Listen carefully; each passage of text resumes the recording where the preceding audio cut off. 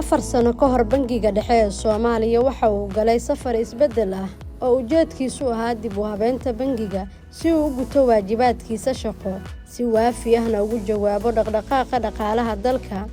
Ajandahaasi waxa uu xambaarsanaa hanaanka dib u habeynta ballaaran oo gudaha ah iyo weliba horumarinta xeerarka bangiyada iyo dib u kicinta kalsoonida dadweynaha ay ku qabaan bangiga. sanadkii 2019 oo ahayd markii aan bangiga dhexe aniga la isoo magacaabay waxaan ka bilownay si bangigu reform loo sameeyo oo inkastoo shaqo aad u badan la soo qabtay haddana shaqada badan ee dhiman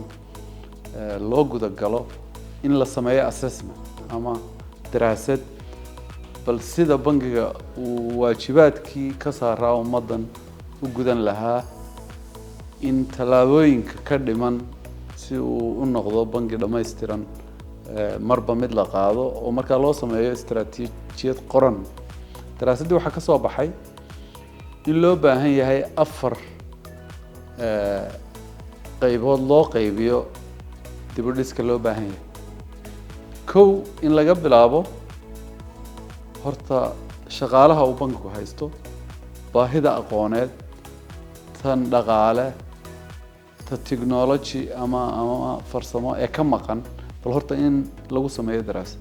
si loo hago xaqiijinta ujeedooyinkeeda ballaaran. bangiga dhexe ee Soomaaliya waxa uu sameystay qorshe istiraatiijiyadeed 4 sano ah. qorshaha 2020 ilaa 2024 waxa uu dejiyaa mudnaanta wuxuuna bartilmaameedsanayaa natiijooyinka la rabo meel kasta oo ka mid ah waajibaadka bangiga. qodobka koowaad waxa markaa in bangiga gudihiisa dib loo habeeyo waxaanu la kaashanay khubaro hay'adda lacagta adduunka ka socotay waxaa bangiga la isugu soo celceliyay 9 waaxood dhismaheeda iyadoo la barbar dhigayo standardka ama heerka caalamiga ah bangiyada dhexe adduunku u shaqeeyaan. marka qayb walba waxa la qaabilsiiyey shaqooyinka iyada ku aadan shaqaalahana waxa loo sameeyay qof walba waxa uu qaban karo aqoontiisa tababar wuxuu u baahan yahay iyo meesha uu ku habboon yahay. muddo waxay naga qaadatay ku dhow 6 bilood inaanu dhammaystirno daraasadda. markii la dhameeyayna waxaan u guda galnay dib u dhiska shaqaalaha laftiisa iyo qaybaha kala duwan ee bangiga oo ah hawl waqti dheer qaadanaysa in khibradii dhalinyarada la dhiso in la qoro siyaasado kala duwan oo haga shaqooyinka waaxyaha kala duwan in loo sameeyo dokumentiyo controla kharashaadka in ay xirfadda la kordhin karo shaqaalaha sanad walba iyo qof waliba waajibaad qoran inuu yeesho oo lagula xisaabtamo haddii uu ka soo bixi waayo cidda si wanaagsan uga soo baxda ama ka sii fiicnaatana lagu dhiirigelin loo sameeyo iyo amaanta ay mudan yihiin.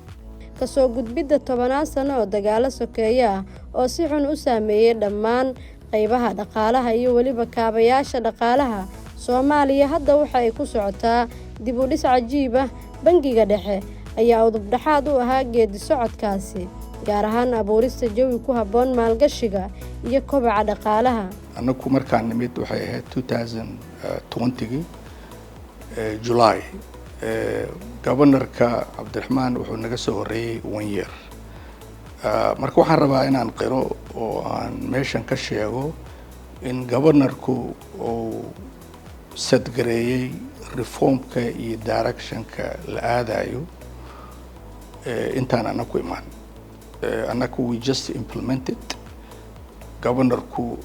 directionka uu rabay inuu bangi u jiheeyo iyo IMF oo guidelines la rabay inuu bangigu uu isticmaalo dejisay. marka saddexda executive markaan nimid waxaan fulinay governorka visionkiisa iyo meesha uu rabay inuu u wado bangiga uu gaarsiiyo the next level meesha uu joogo laga kaxeeyo the next level la gaarsiiyo oo la tartamo bangiyada caalamiga ah. waxyaabaha aan aan ku guuleysanay waxaa ka mid ah inaan kor u qaadno xiriirka nagala dhexeeya bangiyada caalamiga ah oo loo yaqaano correspondence bankiga iyo bangiga dhexe bangiyadaas oo ay ka mid yihiin bangiga Mareykanka ee Federal Reserve-ka loo yaqaano oo ah meesha maanta hantida ugu badan uu bangiga dhexe Soomaaliya u hayo dowladda Soomaaliya iyo shacabkeedaba ay noogu yaalaan xisaabaadkooda ama akoontiyaalka taas oo suurtagelisay in haddii hay-adaha caalamiga ah ay maanta deeq siinayaan dowladda Soomaaliya inay leeyihiin akoomo caalamiga ah oo la jaan qaadi kara kuwa kale oo lagu shubi karo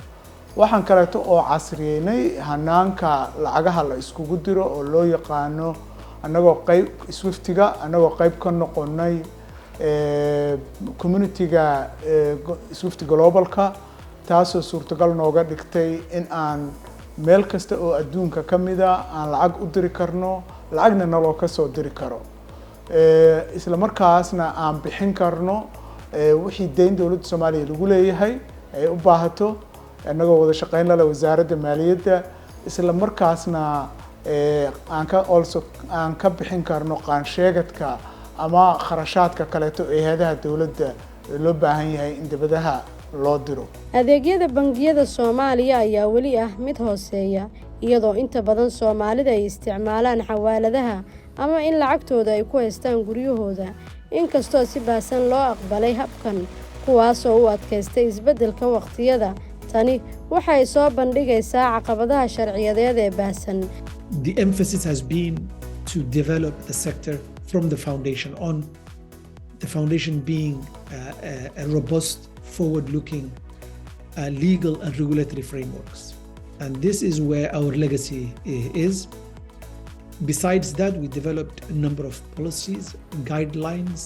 guidances aimed at the various aspects of the financial sector.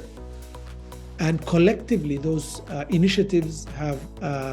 brought a lot of success for the sector. Our approach has been developmental in that we always attempted to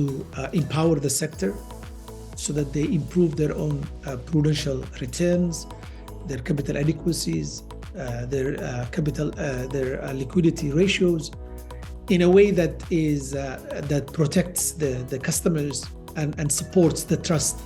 and confidence of the public. Baarlamaanka Soomaaliya ayaa sanadkii 2016 meelmariyay sharcigan ka hortagga lacagaha la dhaqo iyo waliba ka hortagga maalgelinta argagixisada si looga hortago maalgelinta sharci darrada ah gaar ahaan lacagaha la siiyo kooxaha xagjirka ah sida Al-Shabaab. Bangiga dhexe ayaa furo u noqonaya dhaqangelinta sharcigan. By 7 months waxaa noo suurtagashay marka inaan helno kalsoonida oo IMF iyo World Bank iyo adigu bangiyada la shaqeynaa African Development Bank inayna trust gareeyaan ay dhaheen there is a right leadership oo hoggaan oo la aamini karo waxay qabanayaan yaqaano inay yimideen marka bangigu a single policy oo ku shaqeeya ma qabin haphazard ayuu ku shaqeynayay qayb kasto iyo division kasto iyo department kasto waxa ay rabtay sareemaysa si iyadu aragto laakiin policy la raacayay ama procedures iyo guidelines waxa ma jirin marka waxaan isku daynay on the beginning of year 2020 or 7 months ay ka nideed horta inaan sameeyno policies kan aan ka sameeyno procedures iyo checklist oo qayb kasta ah marka entire bank waxaan sameeynay almost like 9 policies aan board ka approve gareynay maalinba maalinta ka dambaysa bangiga dhexe waa xarun hawleed ay ka kooban tahay dhowr waaxood oo gacanta ku hayso arrimo kala duwan balse dhammaantooda ku wajahan himilada weyn iyo waliba fulinta waajibaadka shaqo ee bangiga. wuxuu lahaa wadanku 13 bangi ayuu hadda leeyahay 13 ka midna mid kuma xidhnayn lamana shaqeyn kari jir macnaheedu waxa weeye lacag ma isdhaafsan kari jir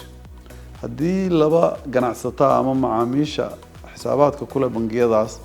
laba kala duwan ay rabaan inay wax kala iibsadaan waa inuu mid lacag soo qaado cash oo ka kala u keeno intuu bangigiisa tago ka kala bangigiisa isna u qaado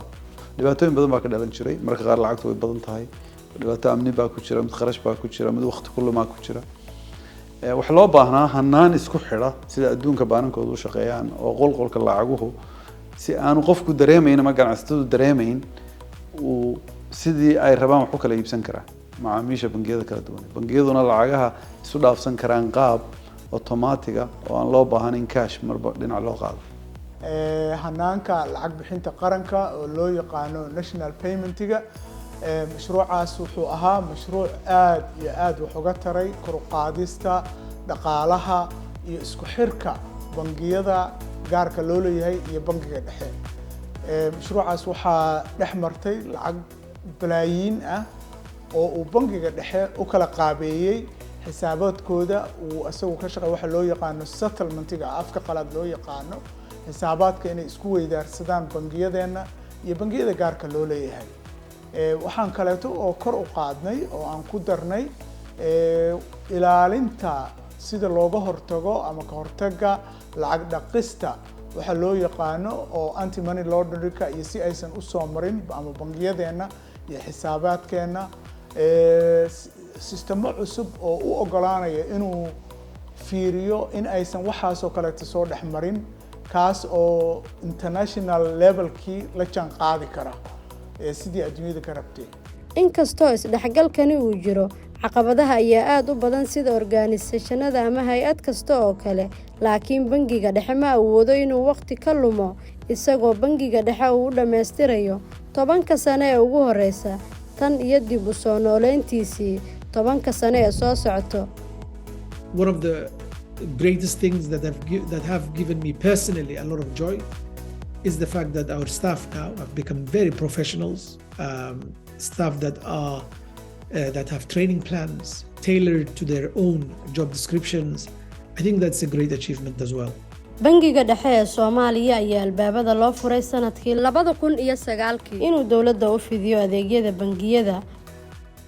10 sano kadib waxa uu sameeyay horumar la taaban karo, laakiin safarku wali waa uu dheer yahay. Hoggaan diiradda saaraya koox ka go'an iyo rabitaan siyaasadeed oo joogto ah. Bangiga dhexe ee Soomaaliya waxa uu kici doontaa inuu noqdo hay'adda bangiyada ugu horeeya ee dalka oo dhan si buuxda u gudanaysa waajibaadkiisa. horumarka uu dalka u horseedayo bangiga dhexe kala socod bartooda internetka www.centralbank.gov.so iyo baraha bulshada Twitter-ka aad kala socon karto CBS Soomaaliya ama Facebook Central Bank of Somalia.